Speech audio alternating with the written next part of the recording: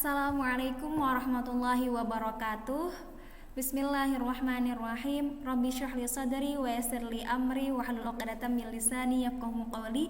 Amma ba'du. Alhamdulillahirabbil alamin.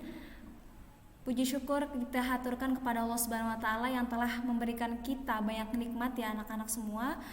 Sampai pada hari ini kita masih diberikan nikmat iman, kemudian nikmat Islam dan segala nikmat yang telah Allah berikan sampai saat ini. Kemudian juga nikmat bernafas ya anak-anak, karena nikmat bernafas ini tidak didapatkan oleh semua orang. Nah, alhamdulillah anak-anak, kemarin kita sudah bertemu pekan kemarin kita sudah bertemu dalam Zoom. Nah, sekarang kita akan melanjutkan bab tentang sholat, yaitu masih ada setengah perjalanan lagi ya tentang bab sholat ini. Meskipun anak-anak semua saya yakin sudah paham dan sudah banyak tahu tentang bab sholat ini. Oke anak-anak semua, kemarin sedikit membahas ya. Kemarin kita sudah membahas tentang kaitannya bab sholat dan bab toharoh. Kenapa bab toharoh itu terletak sebelum bab sholat. Kemudian sebenarnya sholat itu apa sih? Sholat itu adalah kewajiban kan, dan komunikasi secara langsung kita sebagai hamba, sebagai makhluk Allah gitu ya, kepada yang menciptakan kita, yaitu Allah Subhanahu wa taala. Nah, kemudian kita juga kemarin sudah membahas tentang pengertiannya secara bahasa dan juga secara istilah. Nah, ini dalil-dalilnya mungkin nanti perlu dihafalkan oleh anak-anak semua ya, karena akan seperti biasa nanti akan muncul di dalam soal-soal ketika ulangan. Nah, kemarin kita juga sudah membahas tentang hukumnya apa sih gitu. Sholat 5 waktu pastinya wajib dong, karena kalian juga pasti sudah melaksanakannya gitu, sholat 5 waktu.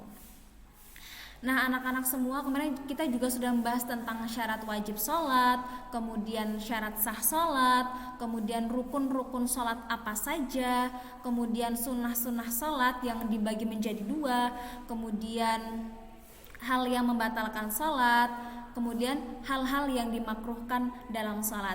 Nah, anak-anak semua, untuk pertemuan kali ini melanjutkan pertemuan yang kemarin melalui Zoom, yaitu masih dalam bab sholat, yaitu tentang waktu sholat 5 waktu.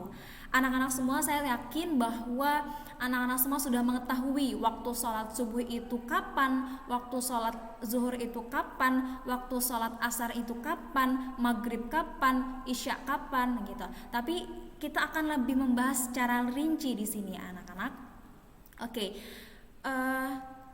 Terus sebenarnya apa aja sih, sebenarnya kenapa sih gitu ya, bukan apa saja, tapi kenapa sih kok kita harus melaksanakan sholat dalam 5 waktu, kemudian di waktu-waktu tertentu? Ada dalilnya nggak sih? Nah, dalilnya adalah inna sholata kanat 'alal mu'minina kitaban mauquta. Sesungguhnya sholat itu adalah fardu yang ditentukan waktunya atas orang-orang beriman.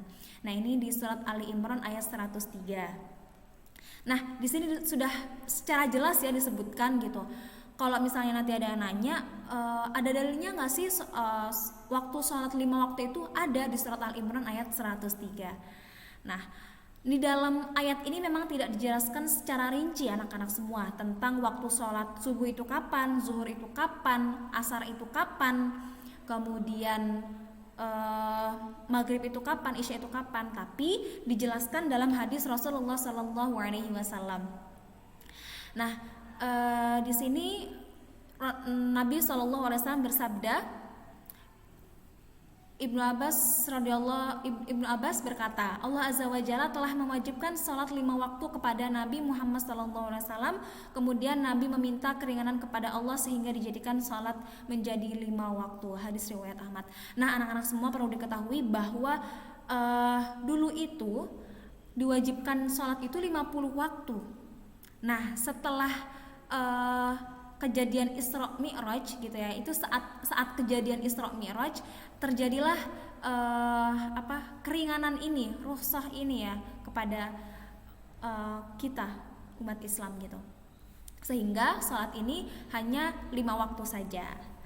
Nah, oke, anak-anak, nanti kita bahas ya mungkin di lain bab, yaitu di tentang Isra Mi'raj. Gimana sih runtutannya kok bisa dari 50 waktu sampai 5 waktu, nanti kita bahas. Oke, nah adapun hadis Nabi Muhammad SAW yang menjelaskan waktu-waktu sholat. Nah ini nih di sini ada. Tadi kan kalau dalam Al-Quran baru menyebutkan kalau misalnya sholat itu fardu, kemudian ada waktu-waktunya. Nah waktu-waktunya itu dijelaskan dalam hadis dari Nabi SAW. Nah kita langsung baca saja ya artinya. Nah, Ibnu Abbas berkata, Rasulullah SAW bersabda, saya telah dijadikan imam oleh Jibril di Baitullah 2 kali, maka ia salat bersama saya. Salat zuhur ketika tergelincir matahari. Nah di sini sudah mulai ya. Salat zuhur itu ketika tergelincir matahari. Salat asar ketika bayang-bayang sesuatu menyamainya. Kemudian salat maghrib ketika terbenam matahari. Salat isya ketika terbenamnya syafaq atau mega merah. Kemudian salat subuh ketika fajar bercahaya. Maka besoknya salat pula lah ia bersama saya. Salat zuhur ketika bayang-bayang sesuatu menyamainya. Salat asar ketika bayang-bayang sesuatu 2 kali panjangnya. Salat maghrib ketika orang puasa berbuka. Salat isya ketika sepertiga malam. Dan salat subuh ketika mengunjungi cahaya pagi.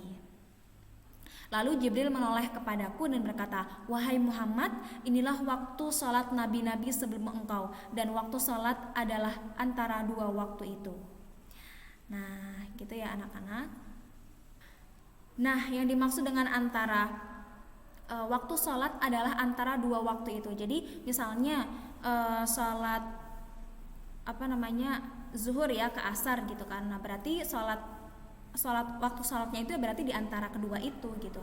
Nah tapi anak-anak yang perlu digarisbawahi adalah kita harus senantiasa mendahulukan ya sholat di awal waktu gitu. Nanti kita bahas apa saja hikmahnya.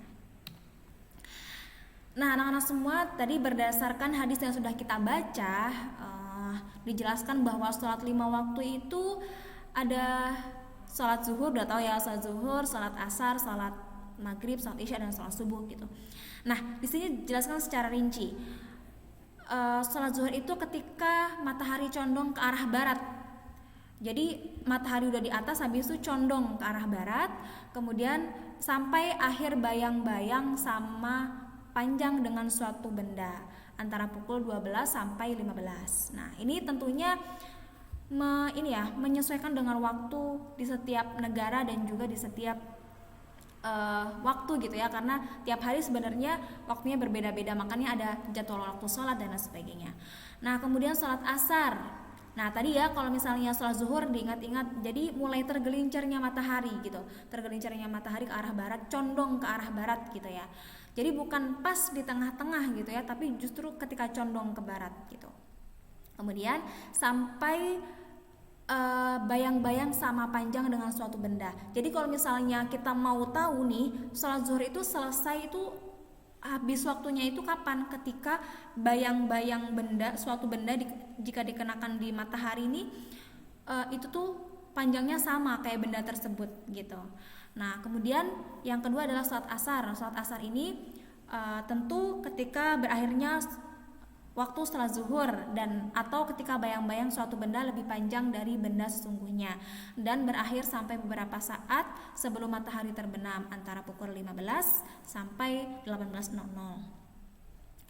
Nah anak-anak semua, tadi kan kalau misalnya sholat zuhur itu bayang-bayangnya sama ya dengan benda tersebut, tapi kalau misalnya sholat asar ini bayang-bayang suatu benda itu lebih panjang dari benda sesungguhnya gitu.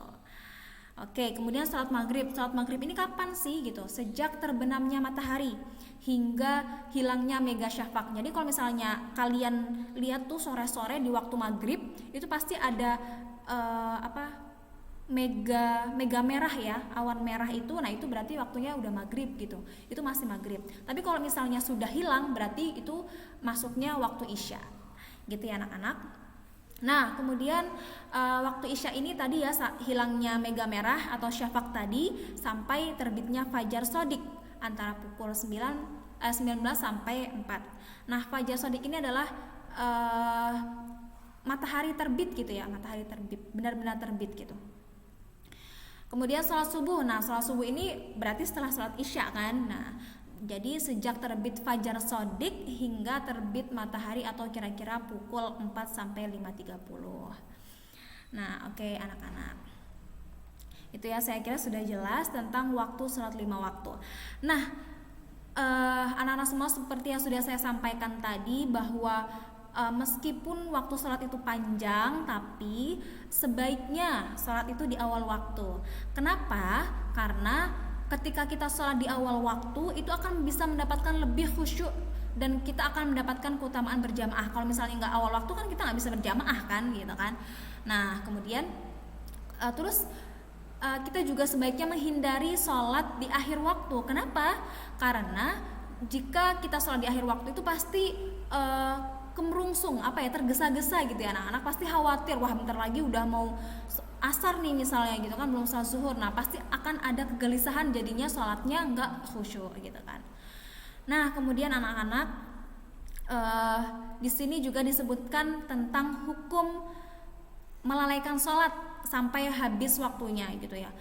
Jadi misalnya udah isya terus nanti aja kemudian ketiduran gitu kan, nah terus udah gitu ketiduran, tapi kan sebenarnya kita sudah bisa melaksanakan sholat ya ketika kita masih sadar kemudian udah isya kan. Nah tapi nanti aja sampai jam 12 malam belum sholat isya juga. Nah kemudian bangun-bangun dia niatnya tidur sebentar, mau tidur bentar, habis itu baru sholat isya. Nah ini nanti bangun-bangun udah azan subuh gitu kan. Nah kalau misalnya kayak gini kan berarti sudah habis waktu sholat isyanya. Nah atau enggak kalau misalnya sholat asar gitu ya, bentar main dulu gitu kan, main dulu kemudian sampai akhirnya waktu maghrib selesai terus nggak sholat asar. Nah jadinya ini termasuk orang yang melalaikan sholat gitu, dan ini hukumnya haram ya anak-anak semua, dan Allah akan memasukkan orang yang melalaikan sholat ke dalam orang yang mendustakan agama, seperti dalam firman Allah Subhanahu wa taala. Anak-anak semua sudah hafal ayatnya, yaitu Al-Maun ayat 4-5. Fawailul lil musallin alladzina hum an salatihim sahun. Maka celakalah orang-orang yang salat, yaitu orang-orang yang lalai dari salatnya. Oke. Nah, kemudian anak-anak tadi kan kita sudah membahas tentang waktu salat 5 waktu. Nah, kemudian di sini juga ada waktu di mana kita dilarang untuk melaksanakan salat. Ya. Oke, yang pertama melakukan sholat sesudah sholat subuh sampai terbit matahari. Nah ini tuh jadi kenapa tidak ada sholat ba'diyah subuh, karena memang tidak boleh anak-anak semua, adanya sholat qobliyah subuh gitu. Nah ini jadi setelah sholat subuh itu kita tidak boleh melaksanakan sholat sampai terbit matahari. Kemudian yang kedua, ketika matahari tepat berada di tengah langit sampai tergelincir. Nah makanya kenapa tadi sholat zuhur itu bukan pas di tengah-tengah mataharinya, tapi waktu condong ke arah barat. Karena saat di tengah-tengah ini gitu ya, di tengah-tengah langit justru kita dilarang untuk melaksanakan sholat gitu. Kemudian yang ketiga, sesudah mengerjakan sholat asar sampai terbenam. Nah jadi sama seperti sholat subuh, kenapa tidak boleh tidak ada sholat ba'diyah asar, karena memang setelah sholat asar itu adalah waktu yang dilarang untuk melaksanakan sholat. Oke anak-anak, tadi kita sudah membahas tentang waktu-waktu sholat 5 waktu. Nah sekarang kita akan membahas tentang sujud sahwi. Apa itu sujud sahwi? Sujud yang dilakukan karena adanya perbuatan atau bacaan yang terlupakan dalam sholat. Hukum melaksanakan sujud sahwi adalah sunnah muakkadah atau sunnah yang penting atau sunnah yang dianjurkan. Nah, sujud sahwi ini bisa dikatakan sebagai sujud karena suatu kesalahan gitu ya, gitu, atau terlupakan. Oke. Nah, di sini dijelaskan sebab-sebab dilaksanakan sujud sahwi. Yang pertama, tidak melakukan tasyahud awal. Nah, gimana nih kalau misalnya lupa nggak melaksanakan tasyahud awal, misalnya 4 rakaat, kemudian dia nggak tasyahud awal, terus gimana gitu.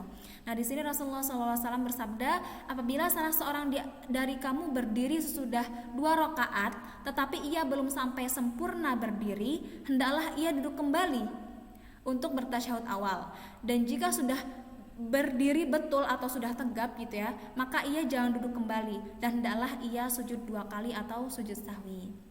Nah, anak-anak semua di sini disebutkan bahwa ketika kita lupa melaksanakan tasyahud awal dan lupanya itu ketika kita mau berdiri gitu ya setelah 2 rakaat, nah harusnya tasyahud awal nih, tapi kita lupa tasyahud awal, kita malah mau berdiri, terus udah mau berdiri tapi belum berdiri tegap, berarti kita duduk lagi. Tapi kalau misalnya udah berdiri tegak, tadi kata Rasulullah, kalau misalnya udah berdiri tegak, berdiri betul gitu ya, maka ia jangan duduk lagi, tapi nanti kita melaksanakan sujud sahwi gitu. Kemudian kelebihan rakaat termasuk rukunya misalnya 2 kali atau sujudnya misalnya 3 kali gitu kan. Nah, itu juga disunahkan untuk melaksanakan sujud sahwi. Kemudian kurang rakaat dalam sholat karena lupa. Nah, ini juga ya, kurang rakaat nih misalnya karena lupa gitu kan. Nah, jadinya sujud sahwi deh setelah kita melaksanakan sholat ya. Nah, nanti kita akan bahas kapan sih melaksanakan sujud sahwi itu gitu kan. Kemudian kurang rakaat karena ragu. Misalnya tadi aku udah berapa rakaat ya gitu. Nah, kalau misalnya anak-anak ragu, maka hilangkan keraguan tersebut gitu. Kemudian ambil bilangan yang paling yakin, kemudian setelah itu nanti sujud sahwi di akhir gitu. Nah, kemudian yang kelima, tertinggal membaca doa kunut dalam salat subuh khusus bagi pengikut mazhab Syafi'i. Nah, anak-anak semua, karena di mazhab Syafi'i kunut ini sudah melekat ya pada salat subuh, jadi kalau misalnya tidak melaksanakan atau lupa, maka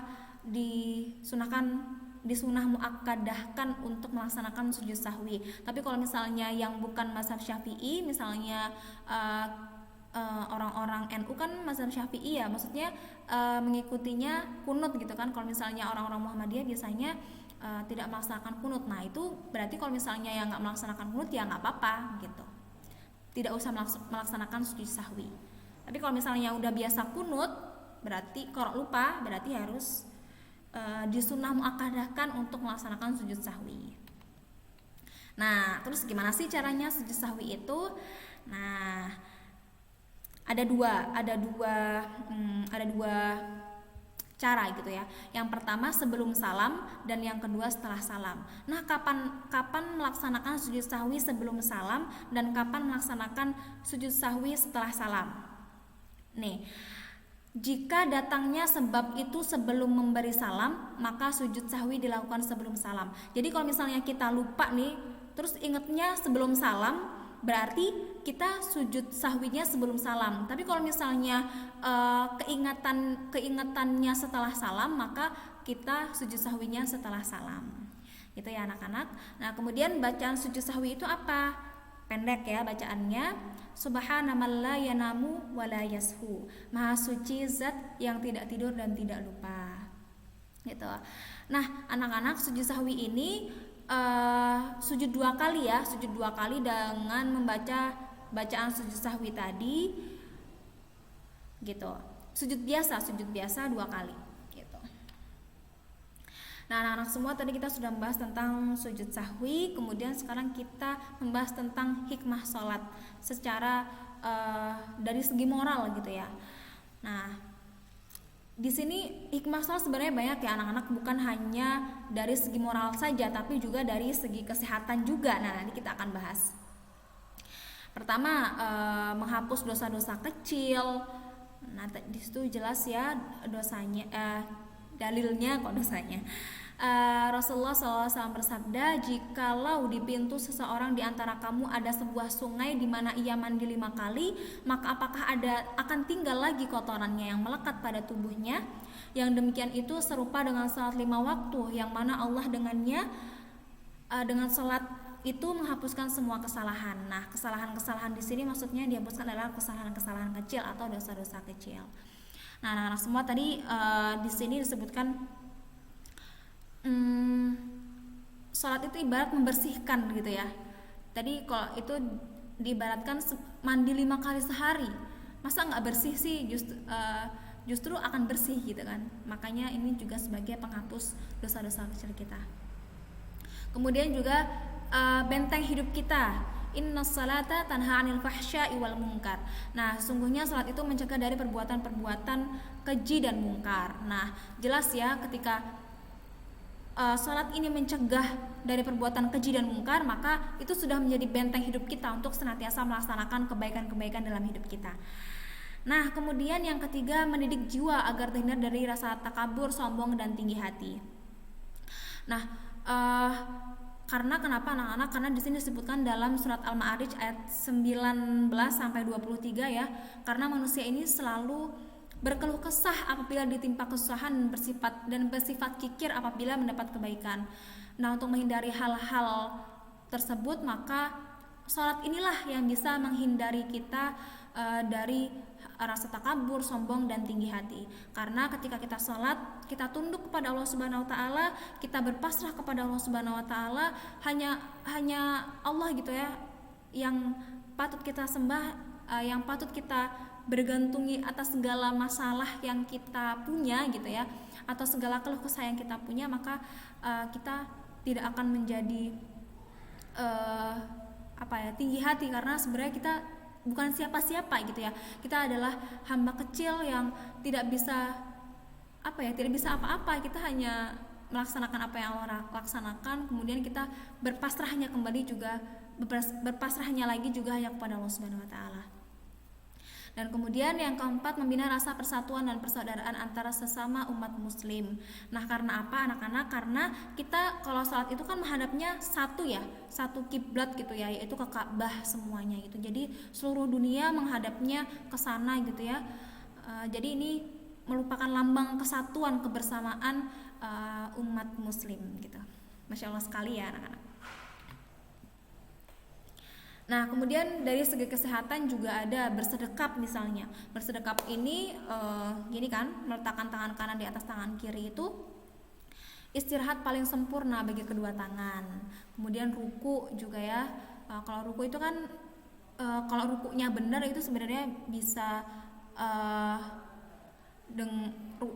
ruas tulang belakang, terus tulang punggung, leher, pinggang, dan lain-lain yang berhubungan ketika kita ruku tuh bisa ketarik semua, jadi bisa meregangkan otot-ototnya gitu ya, dan tulang-tulangnya. Kemudian sujud. Nah, sujud itu anak-anak pasti sudah pernah dengar ya, kalau misalnya sujud itu akan teraliri saluran otak gitu ya, akan lebih banyak oksigen yang masuk ke otak, jadi akan lebih fresh gitu. Dan ini akan memberikan efek yang luar biasa gitu ya kepada diri kita, karena otak ini kan yang bekerja banyak banget gitu ya. Jadi kalau misalnya dialiri oksigen, yaitu ketika sujud tadi, itu akan memperlancar aliran darah gitu. Kemudian duduk iftirash. Nah, duduk iftirash kan juga menghindarkan dan menyembuhkan penyakit syaraf gitu ya, dan pangkal paha kan itu kita menahan ya kakinya. Terus duduk tawaruk itu yang bersimpuh, yang tahiyat terakhir gitu ya. Yaitu di sini disebutkan mempermudah buang air kecil, menghindarkan penyakit bawasir pada wanita hamil.